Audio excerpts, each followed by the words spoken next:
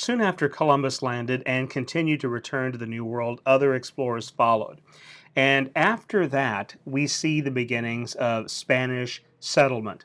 So, in this lecture, we're going to look at Spain's northern frontier. Normally, we think about missions as being evidence of Spain's owning the land for so many years. Spain landed in 1492. The English didn't land and establish permanent residence in the New World until about 1620. So Spain had been in the New World a lot longer than the English had. Cabeza de Vaca had said that there were golden cities. He hadn't seen them, but the Indians reported that they were out there. And so after he was recaptured, or at least brought back into the Spanish fold, and wrote about his explorations, other explorers decided to follow him to see if there really were additional sites of gold. In 1520, you know that Cortez had found the golden city of the Aztec, Tenochtitlan, what we would call Mexico City. So maybe Spanish figured there were others. So Spain sent explorations in from three different ways.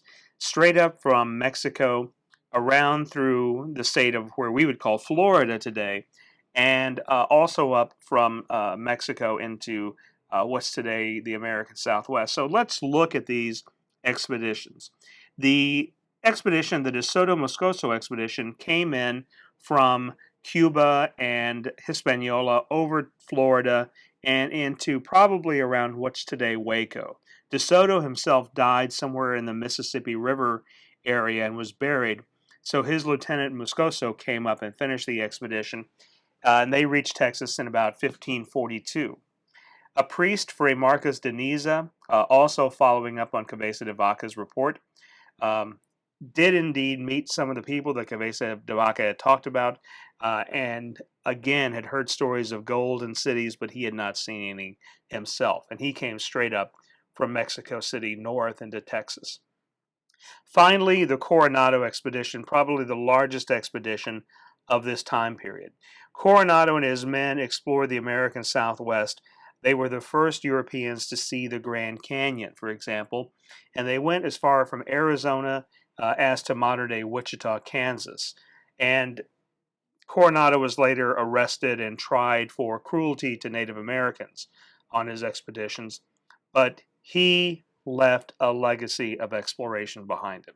Several years later, Juan de Oñate set up on an exploration up through what's today El Paso, up the Rio Grande into New Mexico. He established the town of Santa Fe and established the New Mexican Territory. He also brought Christianity with him and established missions in the region, but he was known for being a harsh person, and he punished Indians, especially in Acoma Puebla, where he put down several revolts and rebellions, and left a very bitter taste in the mouths of both the Native Americans and other Spanish settlers who went with him. As a result of these early expeditions, the Spanish didn't find any gold, and so they kind of lost interest in New Mexico and Texas. But they were the first explorations, and they solidified their claim on the land. And one of the things that you see, very important things in history, is this idea of the Columbian Exchange, this trade between the Old World and the New World of people, of animals, of plants, of diseases. And so this exchange, where this mixing and mingling is going to have very significant effects later on. While Spain had lost interest, other countries were more interested in the New World territory between Spain and the British colonies because of series of revolts and rebellions that happened both overseas and on the continent. In 1680, the Pueblo Revolt, these were Native Americans living in New Mexico who launched a revolt under the leadership of Pope, uh, and they drove the Spanish settlers out of New Mexico down the Rio Grande back to a place called Corpus Christi de Isleta, which we today call El Paso. And it actually helped El Paso grow into a city, and it was years before the Spanish could get back up the Rio Grande into the New Mexican territory. Another threat came from the Mississippi River, and actually from France. René Robert Cavelier, the Sieur de La Salle, had was been an explorer up in the Great Lakes region. He had heard about this great river that flowed south, and he explored until he found the Mississippi and came down the Mississippi and laid claim to all of the land that drains into the Mississippi for France. Now, that was a huge land claim. Everything from the Rocky Mountains to basically the American Midwest, he claimed for France. In 1685, he returned to the United States with the authority given by the French king to establish a settlement at the mouth of the Mississippi River around where New Orleans is today. But they didn't make it because of storms and just getting lost. They were shipwrecked, and it wasn't until recently that we knew where they were shipwrecked. They built a fort near what's today Victoria, and they called it Fort St. Louis. The Spanish learned very quickly about this fort and began exploring for them. By the time they found the fort in 1689, La Salle and many of the other French settlers were dead. Some had walked all the way from around Victoria up the Mississippi River into Canada to go back home. Uh, Although they did run into some Native Americans who looked very European, and their thought is that some of the Europeans began living with the Native Americans. But the French threat was gone by this time. It was this relationship between New Spain and New France, between the both colonies in the New World, and one based out of Canada, the other based out of Mexico City. They began competing one another, not just with trade and with relationships between Spain and France itself, but also in their partnerships with Native Americans. They wanted to establish missions. Both were Catholic countries, Catholic colonies, and so Spain, for example, allowed the Franciscan order to really hit up mission building. One of those priests, the Father Francis Hidalgo, had come up to Texas, settled in East Texas, and helped to establish missions. In 1693, the Spanish pulled out, and Hidalgo wanted to continue his missionary activities.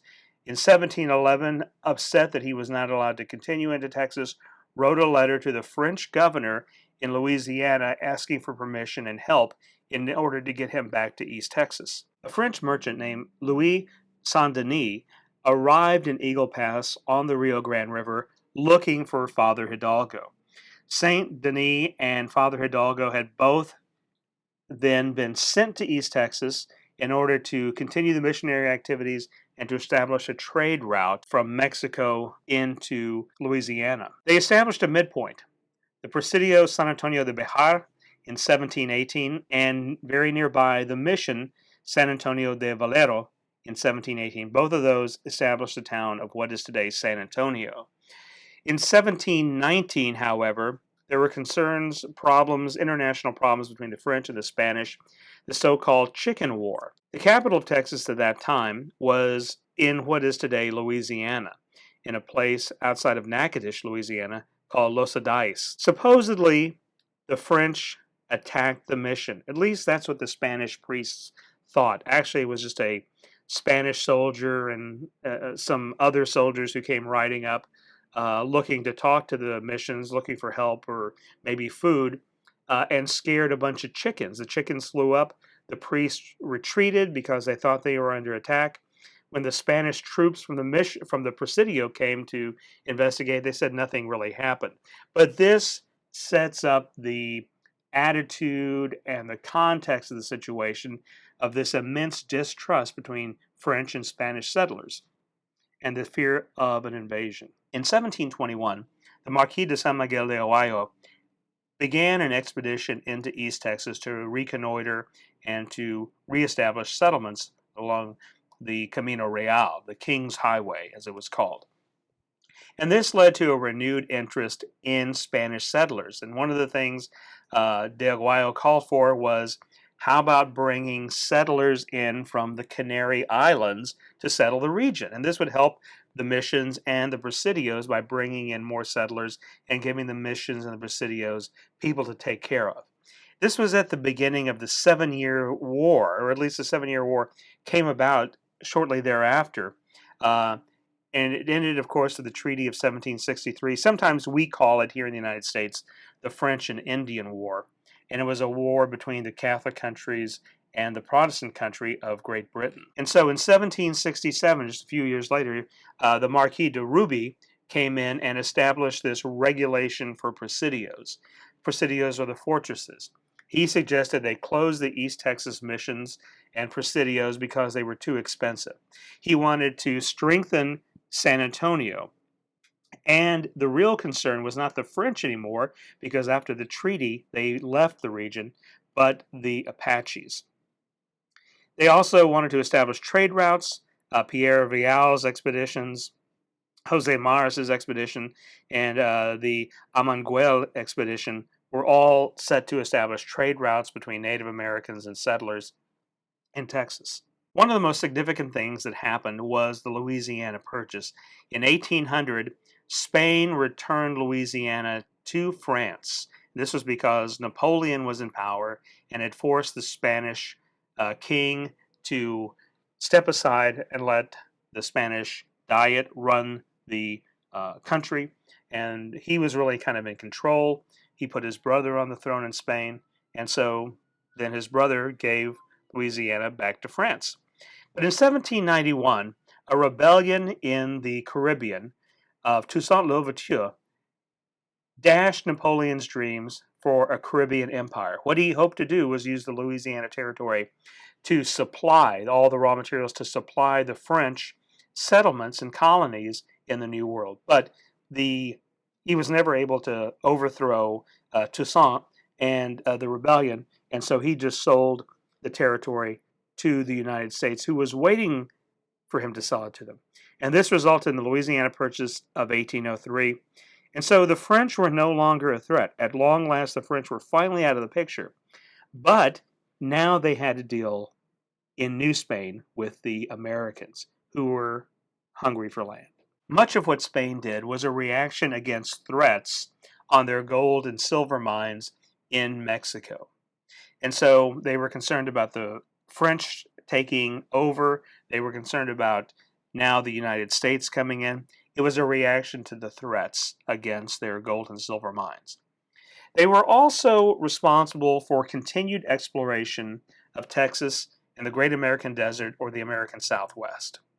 They reflected a desire in this exploration and in their activities for the three G's: gold, glory, and God. They wanted to expand Christianity, they wanted to gain personal fame, and increase the wealth of themselves and the king. This idea was known as mercantilism, is that it was up to the nations to make as much money as they could.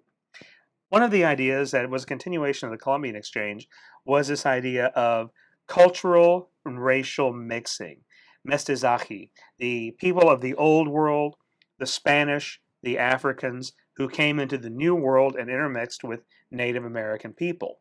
And so you have a racial hierarchy that is increased by these new groups.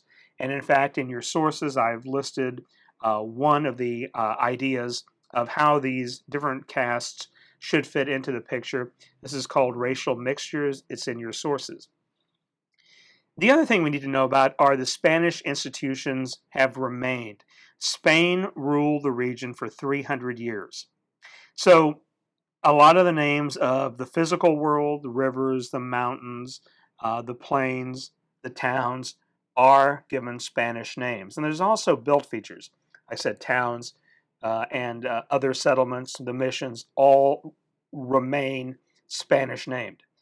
And of the Spanish institutions, the towns, the ranches, farms, missions, and presidios, they were very complex institutions and were very integrated with one another. And so let's look at this a little bit. First of all, nobody settled, nobody established a mission, nobody moved into an area without Spanish authority. Spain had a very hierarchical system. Actually, most European countries did. So, under the auspices of the Spanish authority, missions were established. Priests came and lived there along with Native Americans who converted to Catholicism. They were protected by the presidios, the soldiers. So, because the presidios and the missions were usually the first in a region, they got the best land. And as other people moved in, there was a increased competition for the land. Around the missions and the presidios grew towns. These were the seats of the local government and the Spanish authority. You also had merchants, political officials, and townspeople, residents who may be related to people in the presidios or may be related to people in the missions. You also had farmers and ranchers. And in these farms, these were family organizations, family working places, but they also hired laborers to work for them in both regions. So farmers grew crops while ranches uh, grew cattle and grew horses and goats and sheep and pigs. And so they usually had larger amounts of land than the farmers did because farms, all done by hand, was limited on the amount of farmland you could possess and actually work. So they were often in competition for land as well. But they were also in competition not just with each other, but with the missions and presidios. The missions were also, the priests in the missions were sometimes also very upset with the soldiers who they thought were corrupting the converts, either through liquor or through sexual relations and other ways of corrupting that the priests were very concerned about. But there were also love and relationships. Many of the people living in the town were the offspring of the converts, the Native Americans, and the soldiers. On the ranches and in the farms, there was competition between each other. They grew food and they raised cattle that was used by the presidios and by the townspeople. But the missions were also doing the same thing. So there was competition between the missions and the farms and the ranches. So it was a very complex relationship, but it gives you an idea of the complexity and the rhythm and the importance of the Spanish institutions in North America and Texas.